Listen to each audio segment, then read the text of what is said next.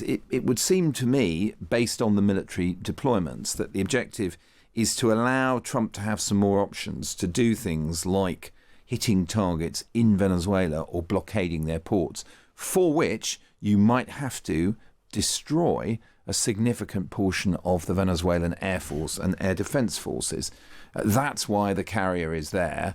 And, they've got stealth fighters deployed to Puerto Rico as of several weeks ago.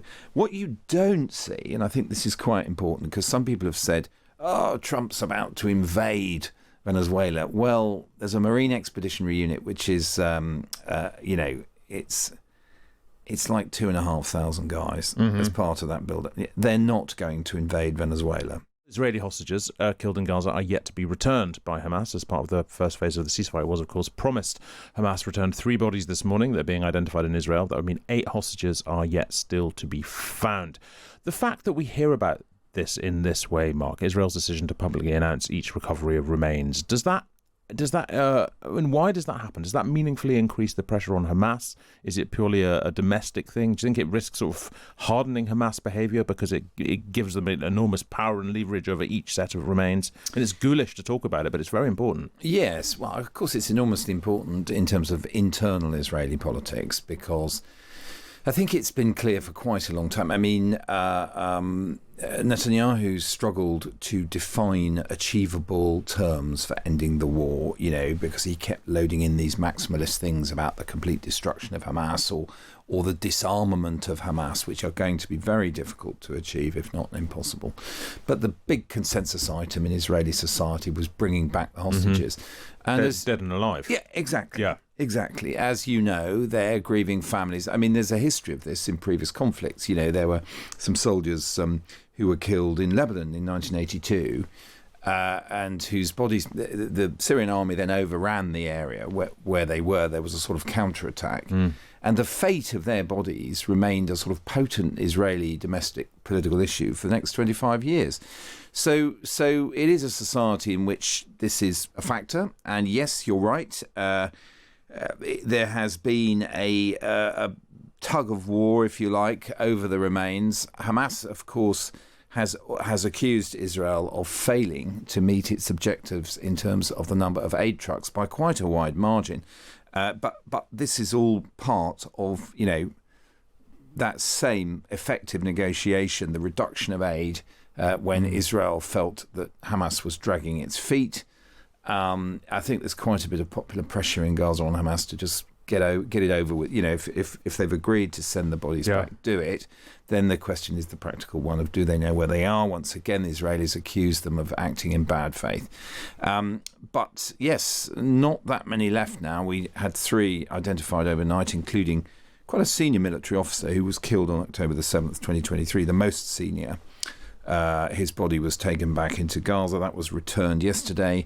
So hopefully this is done now. But then, of course, that takes us to sort of phase 2, which is in many ways much more complex. And what's been going on and what will go on in the week ahead, of course, a lot of it unseen because it's the kind of diplomacy that, goes on behind closed doors, is trying to come up with a sort of credible mandate for an international security force that would go into Gaza and for the kind of post-Hamas, what has been referred to as the technocratic or national unity sort of government or council or whatever it will be that will run the place. And Hamas has conceded that principle, though they say, they still expect to be represented in some way on it.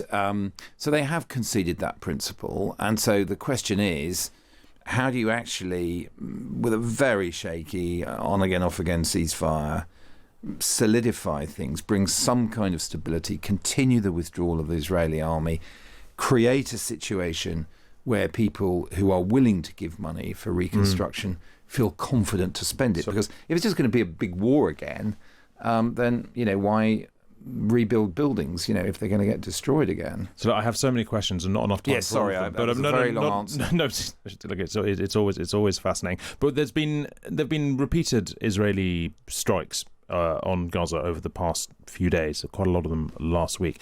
Is there any sort of formal way of arbitrating whether a breach of the ceasefire has occurred on either side, or is it just what everyone agrees? There is now. There is now this coordination cell, which is led by the Americans, and they've got a location in an Israeli military base. I think it's about 20 miles from Gaza, a place called Kiryat Gat.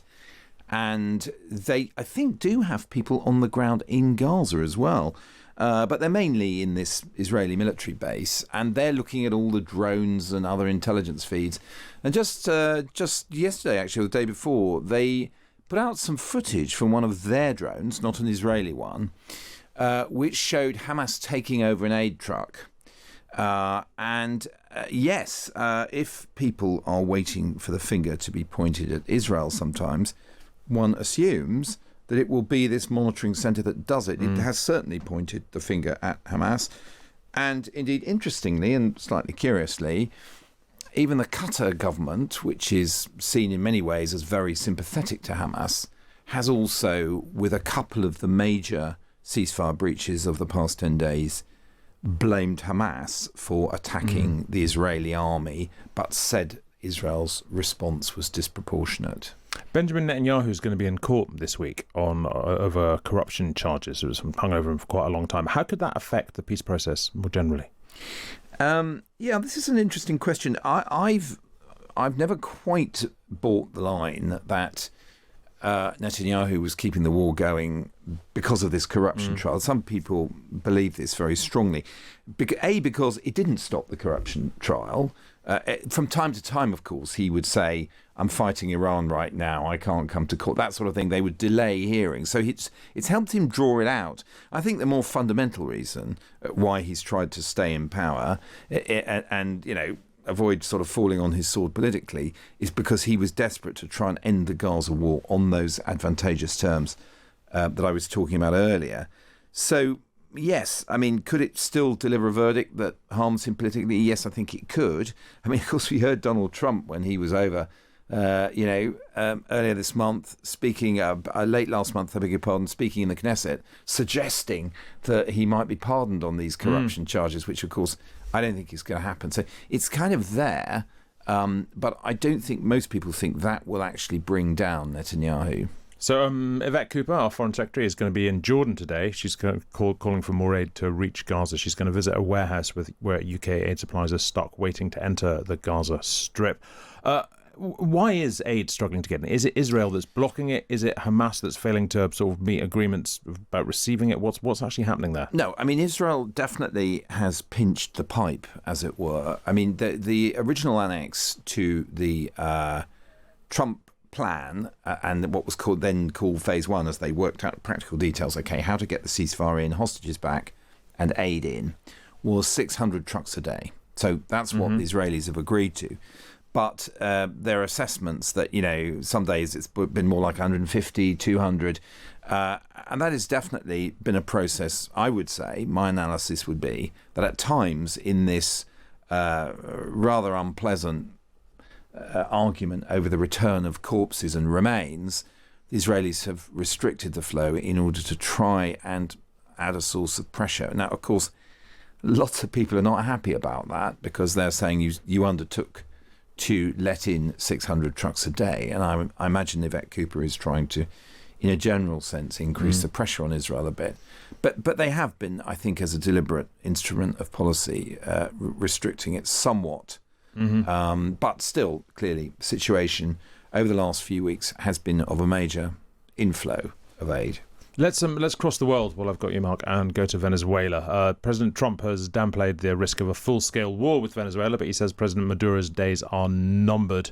And we've seen from satellite imagery that there are US carriers and amphibious ships near Venezuelan waters. What's basically happening here? Why does America appear to be limbering up for normally, I have to say, Hugo, I would look at the assets, the ships, planes, all the rest of it. I would look at the possible objectives and I would match and work out how they were going to use those military means to achieve those objectives. I think the thing that's so hard with this showdown with President Maduro of Venezuela is what are the possible objectives of this? I mean, and, we were talking about it in the context of Gaza.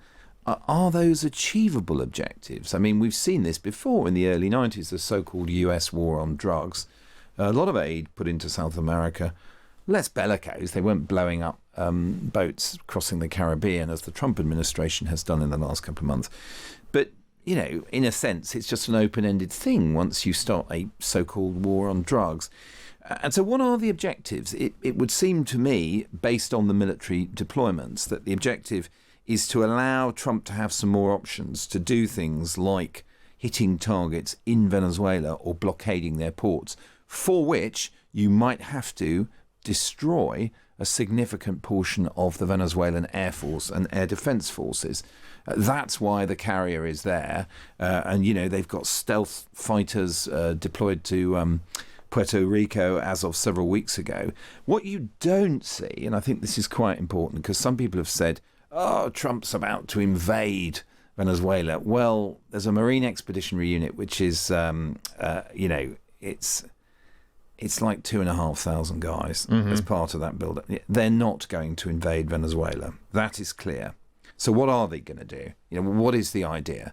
I think the idea, if it comes to it, is a campaign against the Venezuelan military in order to guarantee their freedom of action. But I mean, should we take it as a given that the US story here, that this is all about the supply of drugs into North America, that can be taken at face value? I've heard other interpretations, that it's a giant distraction. And by the way, I mean, Democrats in the House of Representatives in Washington are going to try this week to put legal constraints in the way, because they argue that this use of force does not meet the legal standards. This is bombing the boats in the sea. Yeah.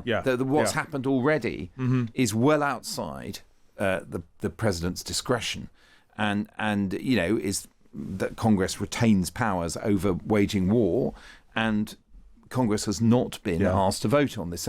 So it may be that this becomes an inhibitor, or it may be that in Trumpian fashion he presses on regardless and raises the pain level for Venezuela. Now all of these ships and aircraft are gathered in the region. Fascinating. Well, thank you very much indeed, Mark Urban. Good to have you here. See you next week. Look, just on that story, tomorrow I'll be speaking to the Times' Washington and Latin America correspondent to get a view from inside the US and Venezuelan governments about those growing tensions there. Thank you very much indeed, Mark. Always a pleasure to have you here.